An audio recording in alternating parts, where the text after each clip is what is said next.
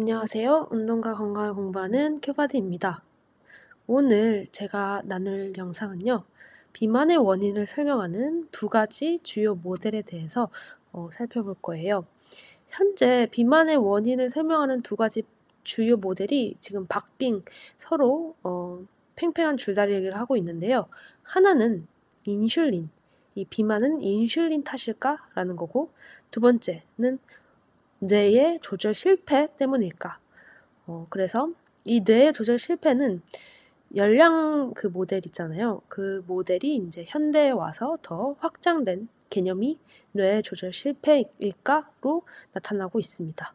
그래서 일단 목차를 같이 살펴보자면 첫 번째로 제가 가져온 리뷰 논문의 저자를 소개하고요. 두 번째는 탄수화물 인슐린 모델과 에너지 밸런스 모델을 비교해 볼 것입니다.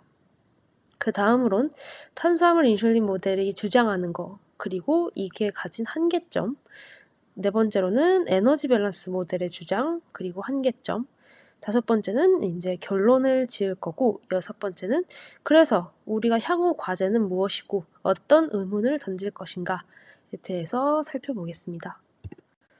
첫 번째로 논문 저자를 소개를 할 건데요. 이 제프리라는 분은 전문 분야가 내분비학과 대사 질환입니다. 소속은 하버드 의과대학이시고요. 주요 직책은 하버드 의과대학 학장을 2016년까지 맡았습니다. 연구하는 대표 주제는 렙틴 신호, 인슐린 저항성, 에너지 항상성, 비만의 병태 생리입니다. 이분은 비만이 단순한 가식이 아니라 이 생리학적 조절의 실패다라는 패러다임, 이 관점을 제안한 하버드 의대 출신 대사질환 전문가이자 과학적 중재자입니다. 자, 다음으로 살펴볼 것은 이 비만이 유행하게 된 배경이 무엇일까? 그걸 단순히 우리가 덜 움직여서 뭐 이렇게 지나가는 게 아니라 구체적으로 5가지 요인을 살펴볼 건데요. 첫 번째는 유전적 요인입니다. 최근 수십 년간 뭐 비만 관련 유전자 변이, 가족력 이런 건 거의 바뀌지가 않았는데 이 현대에 와서 비만이 급격하게 증가를 했습니다. 즉, 유전만으로는 현재의 비만 유행을 설명할 수 없다는 걸 알 수 있죠. 두 번째는 환경 요인입니다. 제프리 씨는, 이 논문의 저자인 제프리 씨는 비만 유행의 진짜 원인은 빠르게 변화한 환경이라고 강조를 하고 있습니다. 즉, 초가공식품, 수면 부족, 내분비 교란 물질, 장내 미생물, 자식 생활 증가 등등의 이런 빠르게 변화한 환경이 비만의 진짜 원인이다라고 주장을 하고 있고, 이제 유전과 환경은 상호작용을 한다고 말을 하고 있습니다. 이런 환경 요인이 유전적으로 민감한 사람들에게 더 강하게 작용을 한다라고 보고 있는 것이죠. 네 번째로는 생리학적 조절이 있습니다. 에너지 섭취와 소비의 조절 시스템을 맞는 이 생리학적 조절은 대표적으로 그 호르몬은 렙틴 호르몬도 있을 수 있고요. 그렐린 호르몬, 대사 속도, 인슐린 저항성, 장내 미생물 등 이것도 이제 에너지 섭취와 소비의 조절 시스템들 중 하나이죠. 그래서 되게 많은 것들이 이 생리학적 조절에 해당이 될 것입니다. 다섯 번째로는 행동 및 심리적 요인이 있습니다. 내가 스트레스 받아서 먹고, 감정적으로 우울해서 먹고, 뭐 습관이 있고, 중독되고, 내가 우울증이 있고, 이런 것들이 또 식습관을 만들고 폭식을 하게 될 수도 있고, 이렇게 심리적인 요인도 고려를 해야 한다라고 보고 있습니다. 그러면 우리가 오늘 살펴볼 탄수화물 인슐린 모델과 에너지 밸런스 모델을 보시면 우선 GIM은 탄수화물 인슐린 모델의 약자예요. 이 탄수화물 인슐린 모델이 주장하는 것은 고탄수화물 식단은 인슐린을 매우 증가시키고 그것은 지방을 저장을 증가시켜서 우리가 에너지가 부족하다고 인식이 돼서 과식을 하게 된다라고 주장하고 있습니다. 그래서 단순하게 말하면 지방이 저장돼서 이게 과식을 불러일으킨다라고 인과관계가 이렇게 정리될 수 있어요. EBM은 에너지 밸런스 모델인데 주장이 뇌가 에너지 항상성을 조절하여 식욕과 소비량을 통제한다. 이 항상성 원리를 따르는데요. 그래서 호르몬과 신경계 등 이런 것들을 포함합니다. 얘의 인과관계는 우리가 과식을 해서 지방을 저장하게 된다라는 순서로 보고 있고요. 이 에너지 밸런스 모델은 과거에는 우리가 열량 모델이라고 해서 많이 먹고 덜 움직이면 살쪄요라는 그 모델이 현대에 와서 이렇게 뇌 중추 시스템까지 의미가 확장된 게 이제 에너지 밸런스 모델입니다. 이러한 탄수화물 인슐린 모델과 에너지 밸런스 모델의 기전을 비교하자면 이 도표로 표현될 수 있는데, 이 탄수화물 인슐린 모델 먼저 보자면 우리가 고탄수화물 음식을 먹게 되면 이 혈당이 너무 높아지잖아요. 그걸 낮춰주는 호르몬이 인슐린입니다. 그 인슐린 호르몬이 너무 과하게 분비가 되겠죠. 너무 고탄수화물을 먹으면. 그러면 이게 세포로 인슐린의 역할이 세포로 에너지를 전달해 주는데 너무 과하게 분비되다 보니 잉여 에너지는 바로 지방으로 저장되게 되고, 과도하게 지방이 축적돼서 우리는 세포는 '아 나 더 에너지 필요한데 받지 못했어.' 라고 착각을 해서 '더 먹고 싶어. 더 원해.' 해서 비만이 된다는 거죠.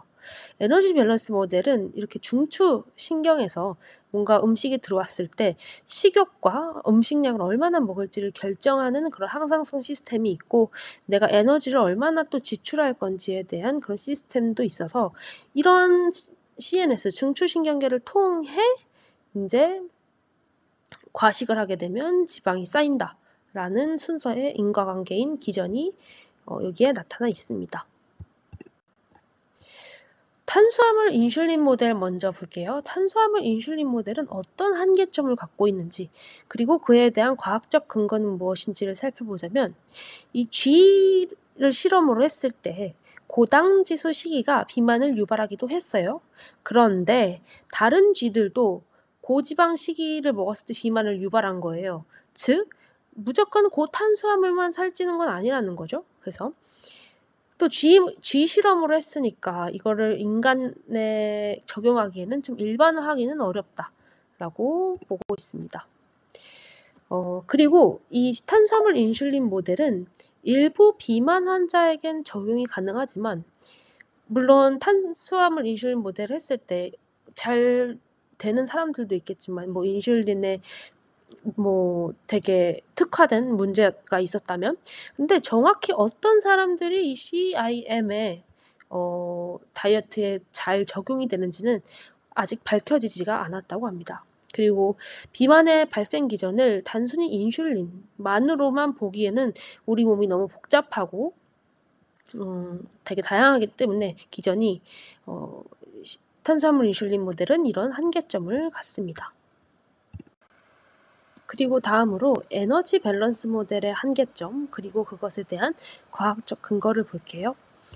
에너지 밸런스 모델은 전체적인 에너지 균형 시스템에 대해선 잘 설명을 합니다. 중추신경계가 내가 얼마나 먹을지, 얼마나 에너지를 지출할지, 식욕은 어떻게, 이런 시스템에 대해선 잘 설명을 해요.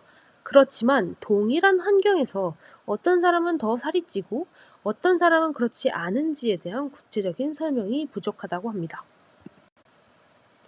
그리고 에너지 밸런스 모델은 환경 요인이 비만을 유발한다고 하고 있지만, 정확히 어떻게 뇌의 비만 시스템이 무너지는지에 대해서는 설명을 하지 못하고 있습니다. 즉 아직 너무 모르는 것들이 많다라는 거죠. 그리고 현재 에너지 밸런스 모델은 방금 말했듯이 비만 유행이 왜 일부 사람에게서만 발생하는지 설명을 잘 못하고, 그리고 제프리 교수님도 결론을 짓자면 이 탄수화물 인슐린 모델도 에너지 밸런스 모델도 아직 이러한 현대사회의 급격한 비만 유행을 완전히 설명하지 못하고 있다라고 보고 계십니다.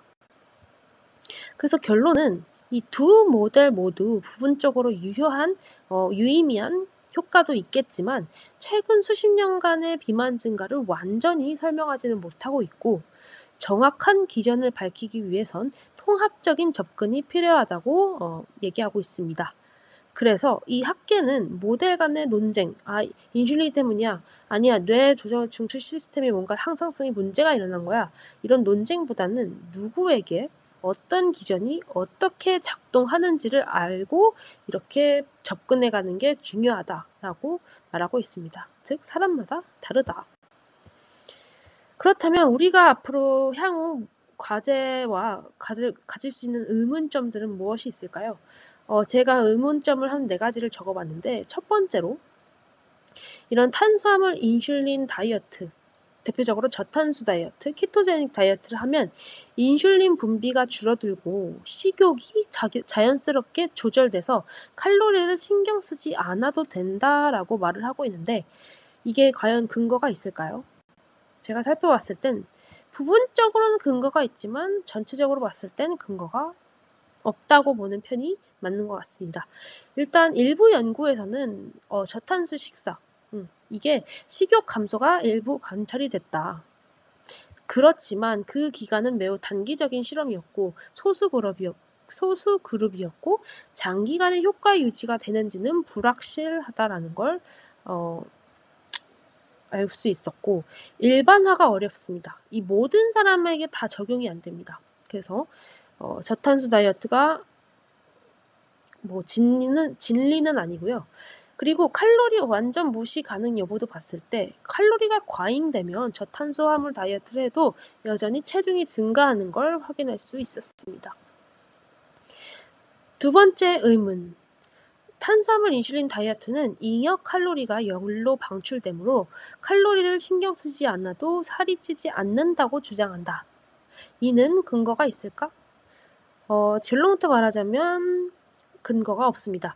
이 저탄수 식단이 열 소모 가능성이 일부 가능하긴 해요. 탄수화물보다는 단백질과 지방이 소화하는 데 더 에너지를 쓰기 때문에. 그치만 내가 먹은 잉여 칼로리가 전부 다 열로 빠진다는 건 과장된 주장입니다. 자, 다음으로 세 번째. 그럼 에너지 균형 모델은 먹는 칼로리를 줄이고 움직이면 된다라는 단순한 원리를 가지고 있다. 과거에 있었던 얘기긴 하죠. 그런데도 왜 많은 사람들이 이 단순한 원리를 따르지 못한 채 다이어트에 실패할까요? 그 이유는 많은 몸의 대사적인 관점으로 볼 수 있는데 일단 체중이 줄면 몸이 자동으로 대사를 줄입니다. 식욕도 증가하고요. 그리고 NEAT라는 우리 일상적 움직임이 줄어서 총 소비 칼로리도 감소하고요. 식품에도 이제 너무 중독성을 갖게 돼서 초가공식품 더 먹게 되고 수면 이런 것들이 복합적으로 작용해서 단순히 먹는 칼로리를 줄이고 움직이면 된다라는 원리는 지키기가 되게 어렵다. 실패하는 게 너무 당연할 수밖에 없는 단순한 원리였다. 네 번째로 의문을 가진 건 그러면 탄수화물 인슐린 모델, 에너지 밸런스 모델을 왜 자꾸 대립할까?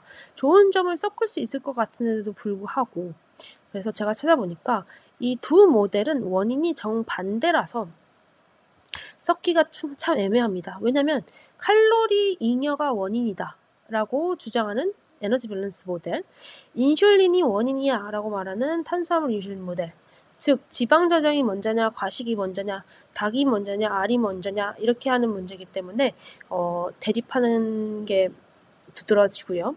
그리고 정책, 임상 적용 방식 이런 것들이 전혀 다릅니다. 에너지 밸런스 모델은 칼로리 줄이세요, 더 움직이세요 라고 과거에는 뭐 이런 식으로 말했죠. 근데 요즘에는 정제 탄수화물 줄이세요 라고 이 탄수화물 인슐린 모델이 유행하면서 정제 탄수화물이 많이 대두되고 있죠. 인기도 있고. 근데 이런 탄수화물 인슐린 모델과 에너지 밸런스 모델은 이론만 대립하는 것이 아니라 연구 자금, 미디어 영향력, 논문 해석 방식, 전화 채택까지 수많은 경쟁 구조가 있기 때문에 이렇게 대립을 한다고 또 볼 수 있고 탄수화물 인슐린 모델은 칼로리는 안 따져도 돼. 너가 저탄수 먹으면 알아서 식욕 조절될 거야. 라는 이 메시지로 인기를 끌고 있어요. 그치만 이거에는 근거가 없다. 에너지 밸런스 모델은 칼로리 줄이세요, 더 움직이세요 라는 거는 너무 구시대적이긴 하지만 어쨌든 이 단순한 원리가 기초는 맞는데 너무 현실에서 하기, 생략적 원인들도 다양하고 어렵다라는 인식으로 대중성에는 충돌을 하고 있습니다.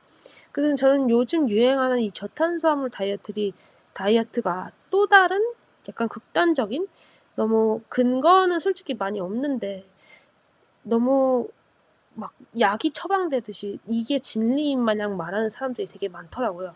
그래서 저는 좀 조심스러운 입장입니다.